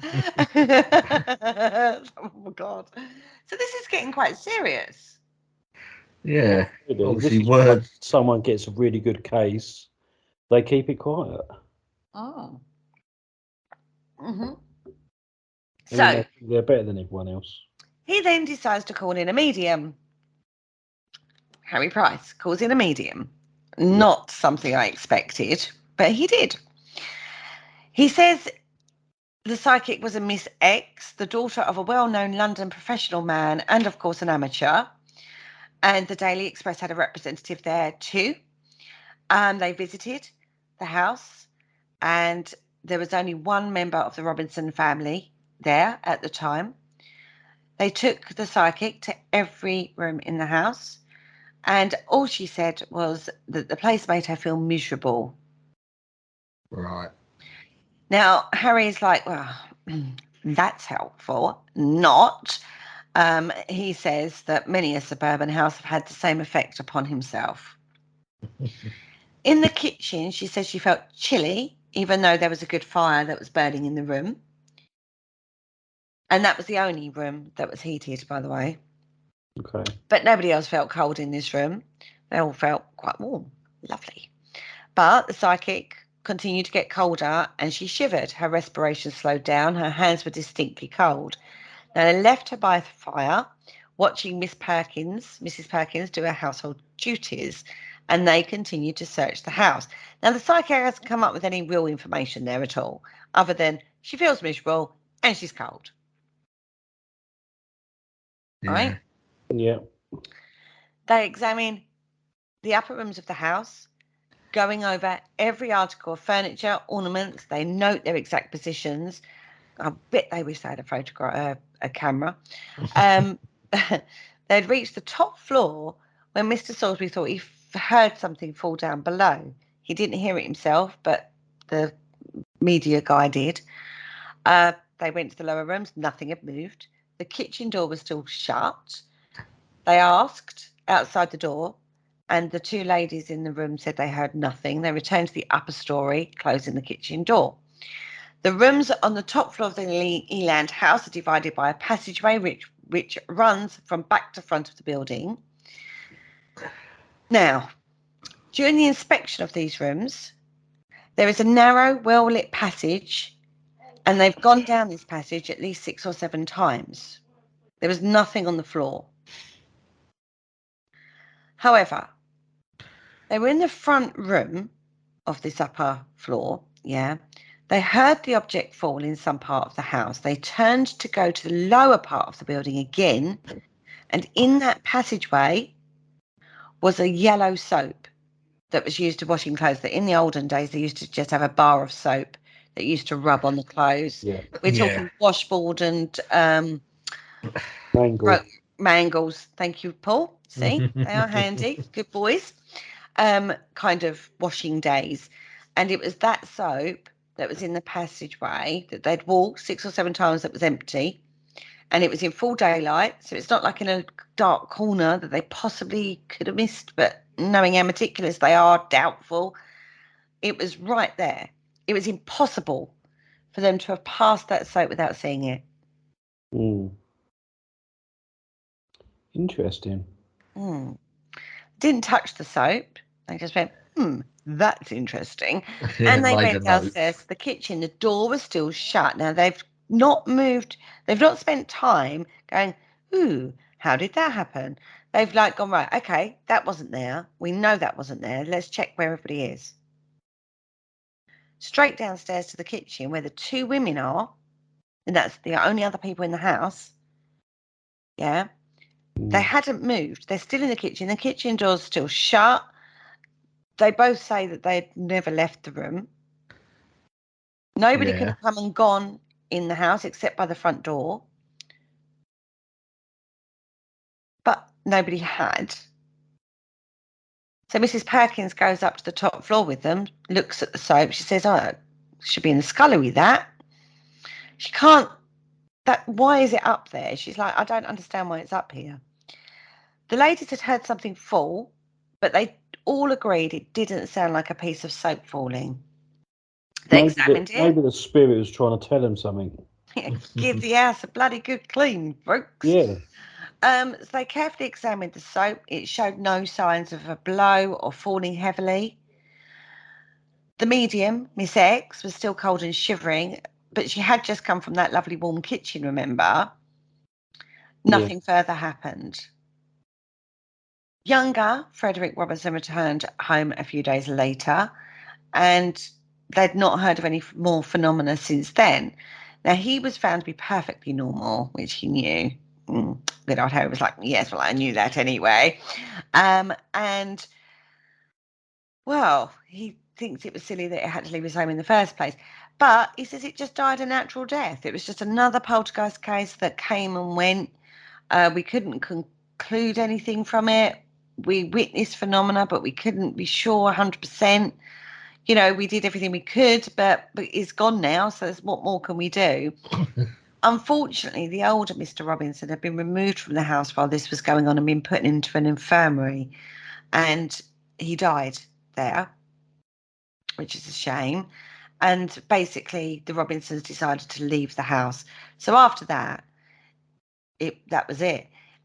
Harry Price says, "It's obvious that the occurrences which I've described were either genuine phenomena or were due to some mischievous person or persons with a very powerful motive for disturbing the peace of the locality. My own first impression was that ex-soldiers at the mental home had discovered that the Eland Road house was an excellent target for their missiles. The angle at which portions of the house were struck originated this theory in my mind. There had also been friction between the Robinsons and the inmates of the mental home, but no normal exterior force could have smashed crockery, broken the furniture inside the house. I was then faced with the alternative of suspecting the Robinson family of deliberately destroying the home that had sheltered them for 25 years, or attributing the phenomena to a paranormal origin." Boom! Boom. So, Leaves the room. yeah, interesting one. You know, you sort of you get a bit of the skepticism of Harry Price out of that, don't you? Sort of like he certainly takes into account, you know, well, the hospital opposite or behind, is it? Yeah, he definitely does that. And I think actually, again, observational skills, you know, you have to look at it, don't you? Yeah. In that way, you have to go in and go, right, okay, well, could that be? I don't think you should ever go into a case and go, Well, that's a ghost. yeah. That's an assumption you should never go in. You shouldn't go in thinking they're faking it either. You've got to go in with a mindset of investigating it, observation. And he does say that some of the trajectory marks, it was quite possible. But some of the other phenomena, unless the family themselves were doing it, and some of that's ruining their house, basically. And when you look at, you know, how it escalated, would they have done that? Things were precious back then. You may do amend. Do you know what I mean? Things were, nowadays we've got a very our belongings very transient, that we can relatively cheaply replace stuff. It's a throwaway culture. Back then in 1928, it wasn't. No, you kept stuff, yeah. And all right, so even if you was breaking your own stuff, the stuff you would break would probably be stuff like, all right, the ornaments and maybe a dish. You wouldn't keep breaking glass and moving heavy furniture around and breaking furniture and things like that. And actually, I would even argue that the things you had around you meant something because you didn't have much of them. And we go down bloody Target and get new ornaments for our houses now. They don't hold the sentimental value that ornaments would have held back in 1928. Bearing in mind, you're coming out of a war scenario. You've not got a time of a monetary affluent. No, you don't have a surplus of money at the end of the week. You just have enough to survive on. To keep replacing stuff like glass and stuff like that, I doubt you would do it yourself. No, like I say, you might break stuff that you didn't want anymore. Unwanted Christmas presents and things like that. And also, landlord things. Nowadays, if something breaks in the house, the landlord has to replace it or fix it, like the boiler or a glass window or something. It's down to the landlord to fix that, right? Yeah. Back then, that didn't happen. No. So what would be the motivation of them doing it for themselves? I'm not saying it's not a possibility. I'm just saying I would say it's unlikely. Very unlikely.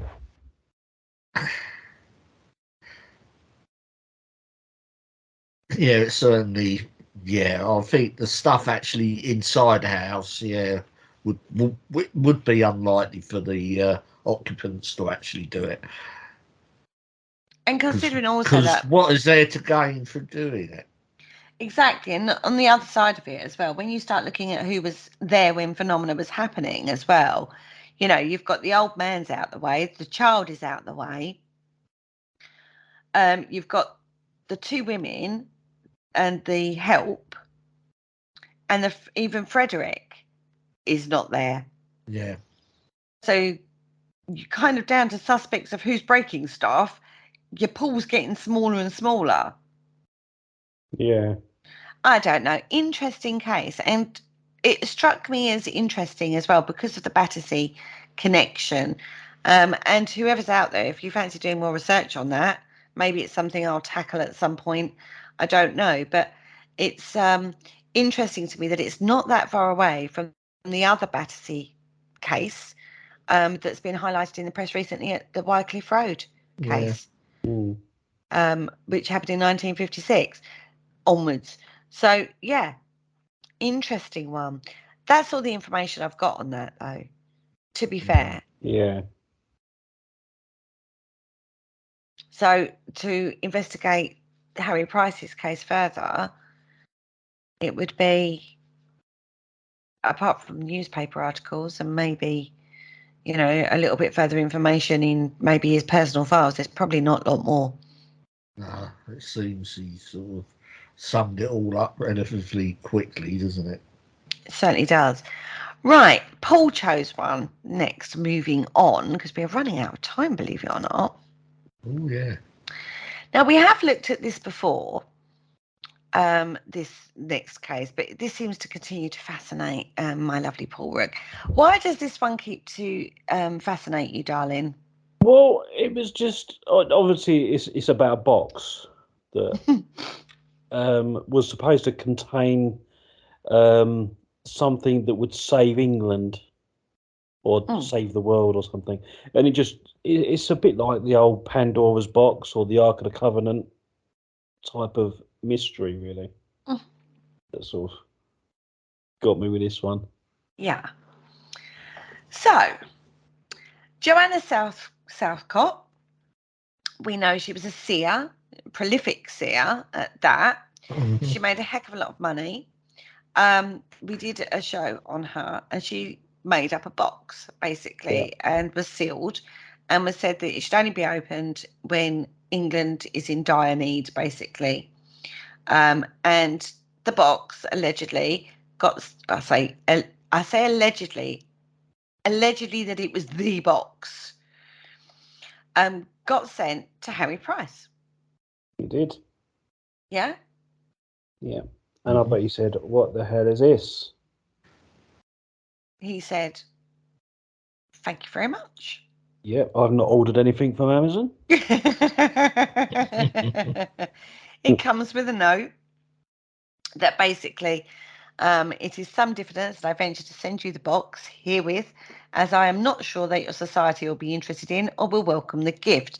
The box in question belonged to the religious visionary and secretary Joanna Southcott and undoubtedly contains some of her private property.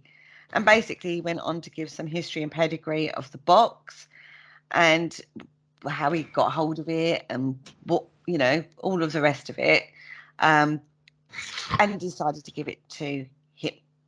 Right? As you do. He said that it should only be opened in time of dire national need and in the presence of a number of bishops, and the contents of the box would reveal to an astonished nation means of saving the country and would benefit the common weal. Yeah. There you go. There we go. So he ends up with the box. So what was in it? Now, as always, Harry, bless his little cotton socks, goes, okay, beautiful. Got the box. Got the letter. Fabulous. Now what do I do with it? He basically takes all the measurements. It is 12.5 inches long, 9.5 inches wide, 6 inches high, weighs 11 pounds. It's built of walnut that's stained with age. It's got a heavy lid with mother of pearl plate and engraved with the letters IS. Capital J's were written as I's in those days.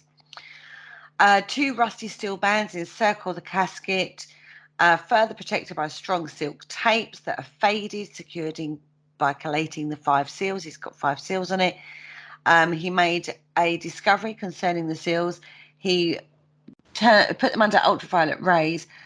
Although all of apparently the same black wax, 2 of the seals react to the rays and give off a bluish green fluorescent. The remaining 3 seals show no reaction. Basically, he says that Joanna probably ran short of one wax and used another wax, and that another theory would be exposure to light may have caused 2 of the seals to undergo some chemical changes, but that's quite. He explains that, right? Yeah. So he's everything external of the box he's done. He then looks into Joanna Southcott a lot more, and says, interesting character. Now, if you remember rightly, if you've listened to one of our shows, we did a show called What's in the Box. Yeah, and we talked about Joanna Southcott in quite some detail, so go back, check that show out. This lady is a fascinating character in her own right. Go check that show out. We talk about that extensively, so I'm not going to go back into it now, but basically they don't think she left just one box. They think she left several. The box he's got is supposed to be the one that saves the nation in dire emergency, but it might not be. So this becomes a unique opportunity for Harry. He's got a box that's supposed to contain stuff. He knows it contains stuff. He doesn't know what stuff. He also knows it's an incredibly interesting character from, that has got a accountable history. So he thinks, I wonder what would happen if we put it in front of a medium. Psychometry experiment, right? Absolutely. Yeah, go for it. I wonder if he shook it first, like the kid at Christmas with the presents. I don't think he's that kind of guy. I don't know. I got all excited one day and thought, I'll shake it, see if it rattles. So that's what he's then able to do. He's able, because it's sealed. He doesn't know what's in the box. Nobody knows what's in the box. Yeah. It's a sealed box. So he goes, right, okay. In you come, mediums. I'll set up an experiment and you can lay your hands on the box. Tell me what you're getting from the box. What's in the box? Right? Now, this box hasn't been open for 113 years. The contents are not recorded anywhere in any way. So it's a fantastic chance. I'm surprised I haven't x-rayed it by now, though. Yeah. He kind of calls that there must be some form of written word or letter or something in there. He thinks there would be statements, documents, manuscript, parchments, books. So there are certain things he non-mediumistically would call that's in the box, what he would expect to be in the box. Yeah, so he makes a note of that. It's a demon. He invites Mrs. Florence Kingstone and Mrs. G.M. Laws, Mrs. Cannock, Mrs. Stahl Wright, Mrs. Eileen Garrett, Mrs. Stella C. Now, he loved a bit of Eileen Garrett and Stella C. He said Stella C was actually one of the best mediums that you'd ever known. Met her on a train, by the way. That's a different story completely. And Mrs. Cantillon and Mr. Vout Peets, Dr. Arthur Lynch. All of these people had a go at psychometrising the box. And they all wrote and informed that he had... right. One of them even wrote and said he'd been in contact with the spirit of Joanna. Right. Right. So, varying things that came out of the box. Now, Mr. Kingston said he saw an old lady, a small stone cross, a roll of parchment with writing with slopes to the left, piles of papers, a long sermon, the name Gerald, and prophecies to do with religion and war, etc. Right? Okay. Mrs. Laws said she got a tremendous warmth and also a curious feeling of deadness. Not very helpful there. No. Mrs. Cannock, she said that there was a prophecy inside. She saw a woman in a great white cap, a key, drawings or charts, a hard object, another box, something that is rumpled or rotted, dated to biblical times on that one, something made of bone, money or effects, apparel. Mrs. Starwright said she sensed a little box, a jewel, and the name Edith Yates. Eileen Garrett said documents, very badly written, loose sheets of paper, manuscript containing prophecies and dates, strongly marked, something metal, bound book, portrait, a seal, scrolls, etc., which is kind of what you would expect in there. Miss Stella C. said that the box contained coins, jewel, purse, ring, books, sheet of paper, beads, bag, seal, and the words icy and losses. Mrs. Cantillon got a jagged piece of marble, a small roll of paper tied with pink tape, a list of names, a short prayer, another box, quotations from the Bible, maybe a watch or a compass, something silver, dainty. She said that she's certain that there are beads or stones in there, something long and dark. She thinks she got Jeremiah quite strongly and the Gospels. Oh, it goes on, basically. So they didn't have a clue, basically. So everyone's having a go at it. everybody Yeah. had a go at it, but to be fair, Harry Price had already kind of like written down what he thought they would say. Manuscripts, all of those kind of things, biblical references, all that sort of thing was what was kind of expected. So he was like, can't really say that's psychometry. I think that's just like psychology. Yeah. Guesswork. So he x-rayed it after this. So now So yeah. still hasn't opened it, but he got it x-rayed. Now the equipment belonged to the National Laboratory of Psychical Research. So they're very excited, you can imagine, can't you? So this is like great. It's not been opened, can't open it except in the presence of 24 bishops, but we've had it psychometrized. Now we're actually going to get a glimpse of what is in it. He took 15-inch by 12-inch negatives through the box in various directions. The X-ray pictures came out exceedingly well, and they actually had a good laugh at the articles that they saw in the radiographs. Some things are unmistakable as to what they were. Some of them are a bit puzzling, but what they could make out are this: an old horse pistol, a dice box, double-ended fob purse made of steel beads, coins in the purse, a bone puzzle with rings, books, one with metal clasps, a framed painting or miniature, a pair of gold inlaid earrings, a cameo or worked pebble. Now, I've read that out. What the medium said becomes a little bit more interesting. Take out the psychology bit of the papers and the Gospels and the religious readings. Several of them mentioned a box. Yeah. There was a box, a dice box in there. Several of them mentioned beads and pebbles and that sort of thing. Mm-hmm. There was steel beads in there. There was earrings. There's a pebble or a worked pebble, a cameo or a worked pebble, that sort of thing. And there were coins in there. Somebody mentioned coins.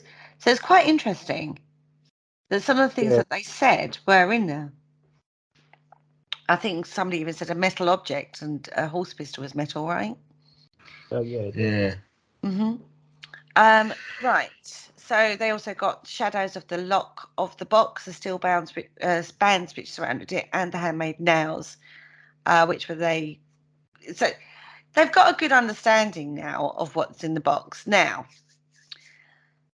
next bit, you need 10, 17 or 24 bishops for the formal opening of her mystery box. So like they generally consider it was 4 and 20.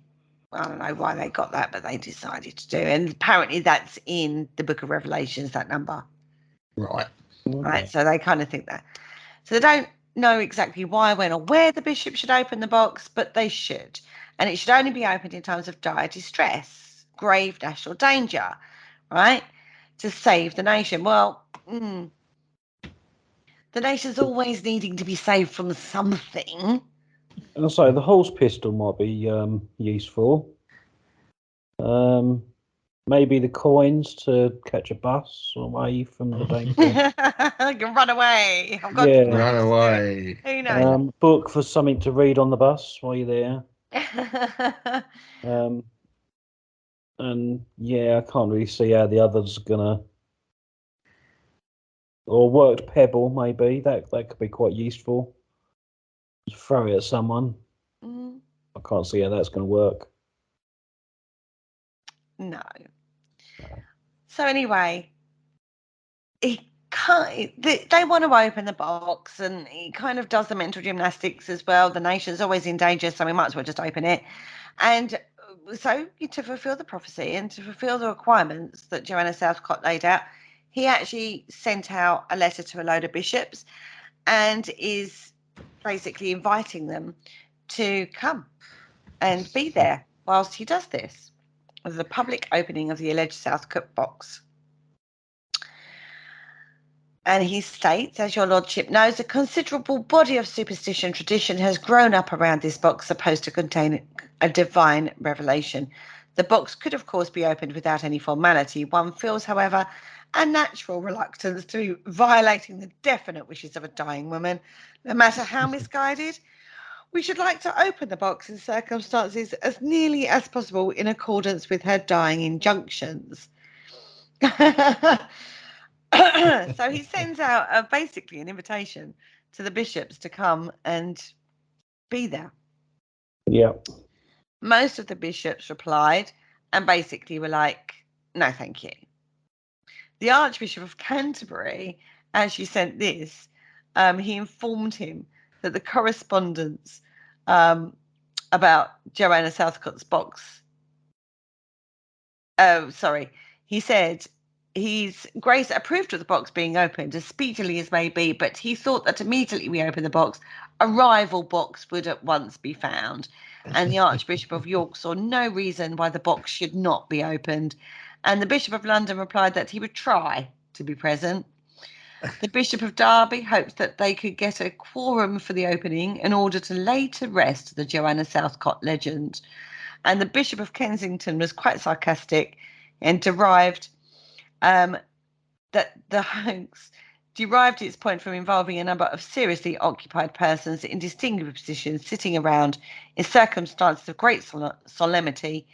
He concluded his letter by saying he did not wish to be party to provide amusement for the public, who would like nothing better than to see a company of bishops the victims of such a hoax, even if the hoax was arranged 100 years previous.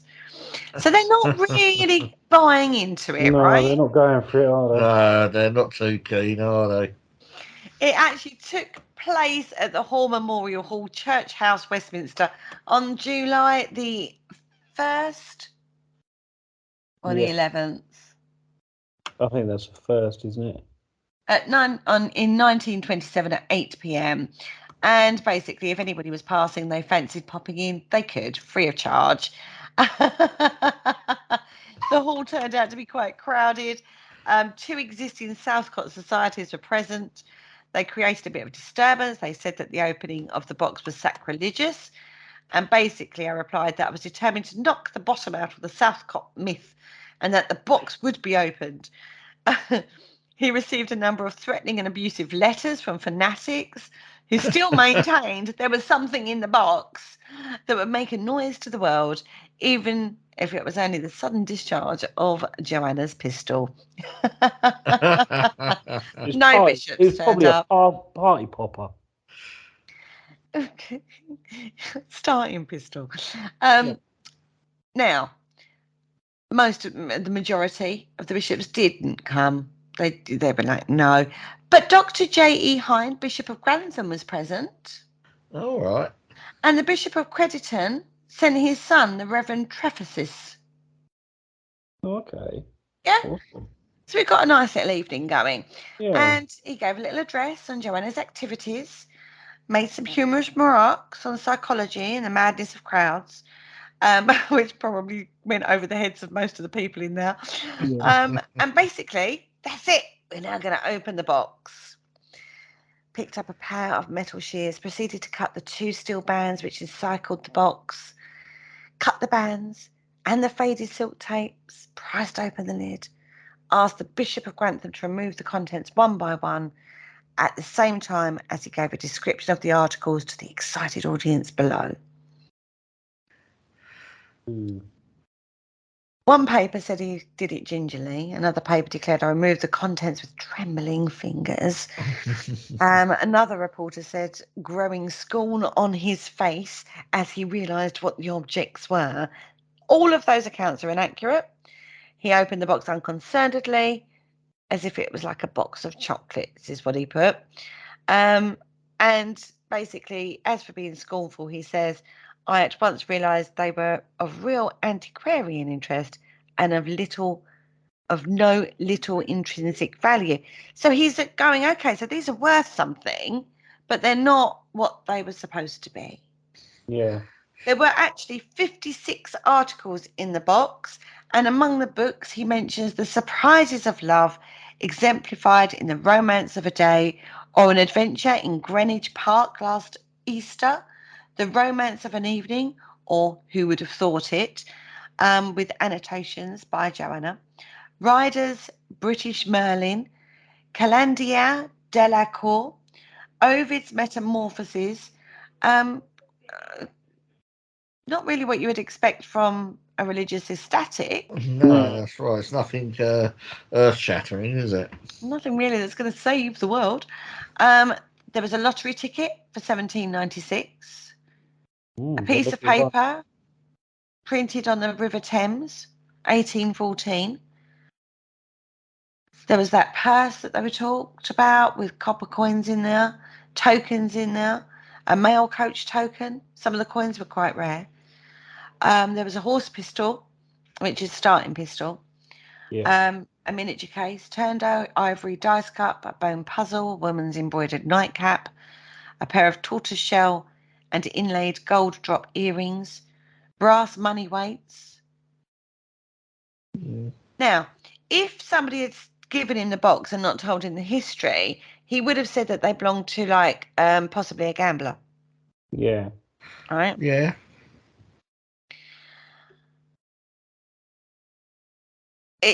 It's one of those, isn't it? But look at the way he did it. Let's look at the way he did that again. He's fulfilled every requirement going. Well, tried to, but yeah. Tried to. Yeah. Within his power, he's tried to do that. Yep. Fantastic. And then he's opened it in the public. Can't fake that. That's the box, sealed. No, it's been completely transparent about it, hasn't it? Completely transparent. So what comes out that box can't be faked. Yeah. Mm-hmm. There was nothing earth-shattering that saved the nation in dire need in there. But what he did with that, with the experimentation he did with the psychometry experiments, was incredibly interesting. I would say there was less hits than, more misses than hits. is what I would say in regards to the medium work on that. But look at bless him, bless his little cotton socks. He still took it and did it all properly. Yeah, she tried to follow everything, and sort of, and it is what it is, really, isn't it?